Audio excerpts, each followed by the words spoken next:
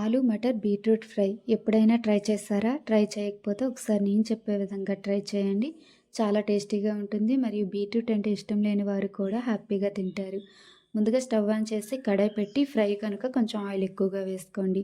Oil ఎక్కువగా తినని వాళ్ళైతే వీటిని ముందుగా స్టీమ్ చేసి తర్వాత ఫ్రై చేసుకోండి.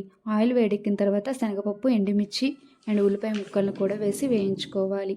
తర్వాత జీలకర్ర, ఆవాలు, అల్లం వెల్లుల్లి పేస్ట్ కూడా వేసి పచ్చివాసన పోయేదాకా వేయించాలి. ఇవి వేగిన తర్వాత మటర్ వేసి కొంచెం సాల్ట్ కూడా వేసుకోవాలి. దీనివల్ల వెజిటేబుల్స్ త్వరగా మగ్గుతాయి. 2 నిమిషాలు మూత పెట్టుకోండి. 2 నిమిషాల తర్వాత చిన్న ముక్కలుగా కట్ చేసుకున్న బీట్రూట్ కూడా వేసి మరో 2 నిమిషాలు వేయించండి. బీట్రూట్ వేగిన తర్వాత కట్ చేసుకున్న ఆలు ముక్కలను కూడా వేసి వేయించండి. మధ్య మధ్యలో కలుపుతూ ఉండాలి, లేదంటే ఆలు అడుగు పట్టేస్తుంది. తర్వాత కొంచెం పసుపు, 1 స్పూన్ కారం, కొంచెం ధనియాల పొడి వేసి ఒకసారి కలిపి 1 నిమిషం పాటు మూత పెట్టాలి. 1 నిమిషం తర్వాత మూత తీస్తే హెల్దీ అండ్ టేస్టీ ఆలు మటర్ బీట్రూట్ ఫ్రై రెడీ అయిపోయింది. ఇలాంటి మంచి రెసిపీస్ కోసం మన ఛానల్ని సబ్స్క్రైబ్ చేసుకోండి. Thank you all.